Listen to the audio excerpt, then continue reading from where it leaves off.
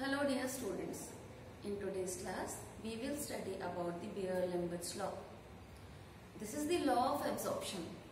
किस तरह से रेडिएशंस एब्जॉर्ब होती हैं और कौन कौन से ऐसे फैक्टर्स हैं जो एब्जॉर्प्शन को अफेक्ट करते हैं। तो हमारे पास दो साइंटिस्ट के स्टेटमेंट्स हैं जो बियर्स ने और लैम्बर्ट ने दिए। आगे जाके दोनों के स्टेटमेंट्स को कंबाइन करके बियर-लैम्बर्ट्स लॉ दिया गया। According to Beer's law, when a beam of monochromatic radiation passes through a homogeneous absorbing medium, then decrease in intensity of radiation with the thickness of medium is directly proportional to the concentration of the solution. तो according to this law, Beer ने ये बोला कि जब monochromatic beam of radiation किसी homogeneous solution से pass होती है तो उस रेडिएशन के पास होने से जो इंटेंसिटी में डिक्रीज होता है, जो भी इंटेंसिटी डिक्रीज होती है थिकनेस ऑफ मीडियम के रिस्पेक्ट में, वो कंसंट्रेशन के डायरेक्टली प्रोपोर्शनल होती है, जिसको हम इस रिलेशनशिप से शो कर सकते हैं। माइनस साइन जो है डिक्रीज इन इंटेंसिटी को शो कर रहा है, तो minus D I decrease in intensity of radiation with the thickness of medium. Thickness of medium के लिए हमने जो एल है इसको थिकनेस लिया हुआ है, तो with the thickness of medium is directly proportional to the concentration of the solution. ठीक है, ये था बियर्स लॉ कि डिक्रीज होती है जो भी इंटेंसिटी एब्जॉर्प्शन से, वो कंसंट्रेशन की प्रोपोर्शनल होती है। आगे जाके लैम्बर्ट ने इस लॉ को फिर कहा, according to Lambert, when a monochromatic beam of radiation passes through a solution, और सॉल्यूशन कैसा होगा? Homogeneous solution. When a beam of monochromatic radiation passes through a homogeneous absorbing medium, then decrease in intensity of incident radiation with the thickness of medium is directly proportional to the intensity of incident radiation. Lambert ने कहा कि जो radiation पास हो रही है उस radiation का decrease होना किस पर डिपेंड करेगा?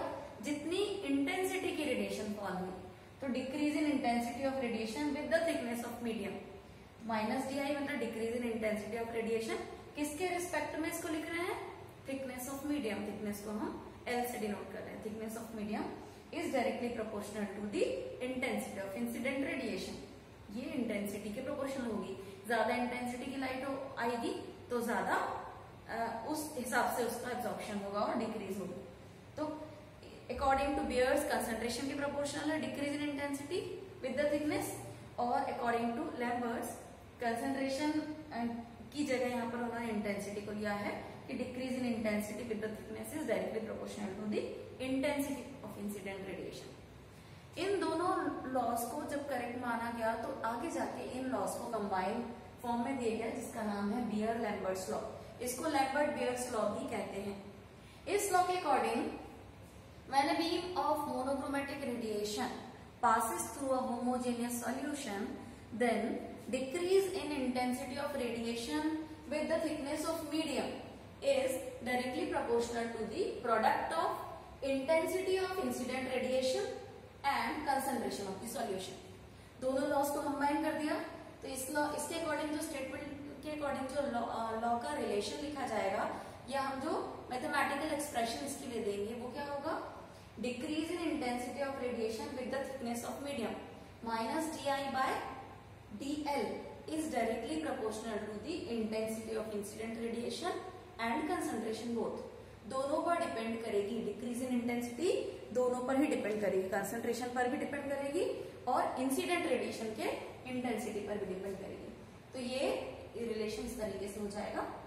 आगे जाके जब इस प्रोपोर्शनलिटी साइन को हटाया जाए तो यहाँ पर एक कांस्टेंट आएगा, इसका नाम के रखा है। नेक्स्ट स्टेप में हमने प्रोपोर्शनलिटी साइन हटाने के बाद कांस्टेंट लेके आए जो के है। के को प्रोपोर्शनलिटी कांस्टेंट कहते हैं। आगे हम आई की वैल्यूज को इस तरफ कर देंगे और थिकनेस जो है डीएल दूसरी तरफ लेके जाएंगे, तो ये हो जाएगा माइनस डी आई बाय ये वाली I value left side move करा दी है is equal to K C और डीएल। अब यहाँ पर हम इंटीग्रेट करेंगे इस स्टेटमेंट को, जो मैथमेटिकल एक्सप्रेशन है इसको हम इंटीग्रेट करेंगे। इंटीग्रेशन जो होगा लिमिट्स के बीच में होगा, तो लिमिट्स कहाँ से होती है? Lower limit to higher limit. तो हम यहाँ पर जैसे कि इस डायग्राम से आप देख रहे हैं कि I0 is the intensity of incident radiation, ये हम लोअर लिमिट मान रहे हैं, और निकलने वाली जो एब्जॉर्प्शन के बाद निकलने वाली ट्रांसमिटेड रेडिएशन है उसकी इंटेंसिटी को हम आई मान रहे हैं। तो आई जीरो से आई चेंज जो हो रही है limit that is from I zero to I, तो minus D I by I और इंटीग्रेशन की limits from I zero to I is equal to K C D L. D L मतलब length of the medium, तो मैं जो medium की length है वो कहां से कहां तक होगी, जीरो से एल तक हम उसको लेंगे, लोअर लिमिट जीरो और upper limit L, total length को एल ले रहे हैं। ये आ गया। इसके आगे हम इस रिलेशन को जब सॉल्व करेंगे तो डी आई बाय आई का इंटीग्रेशन होता है natural log, log L N जिसको बोलते हैं, L N I by I zero है ना, माइनस साइन जैसा था वैसा का वैसे ही माइनस है, is equal to K C, और डीएल का इंटीग्रेशन होगा एल, तो minus L N I by I zero is equal to K C L. I upper limit है और आई जीरो लोअर लिमिट है, ठीक है, इस तरीके से हो जाएगा। यहाँ पर नेचुरल लॉग को जब लॉग बेस 10 में कन्वर्ट किया जाता है तो नेचुरल लॉग से में हमें 2.303 की वैल्यू से मल्टीप्लाई करना पड़ता है, तो हमारी वैल्यू लॉग बेस 10 में कन्वर्ट हो जाती है। तो यहाँ पर यही नेचुरल लॉग को लॉग बेस 10 में कन्वर्ट किया तो माइनस, और हमने किससे मल्टीप्लाई कर दिया वैल्यू 2.303 से, minus 2.303 log base 10 I upon I zero, ये वाला relation is equal to K C L. अब ये हम minus 2.303 log base 10 I by I zero है।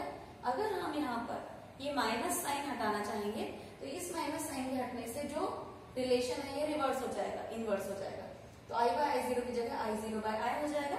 तो log base 10 I zero by I is equal to 2.303 को हम अपोजिट साइड लेके गए हैं, के अपॉन 2.303 सी एल।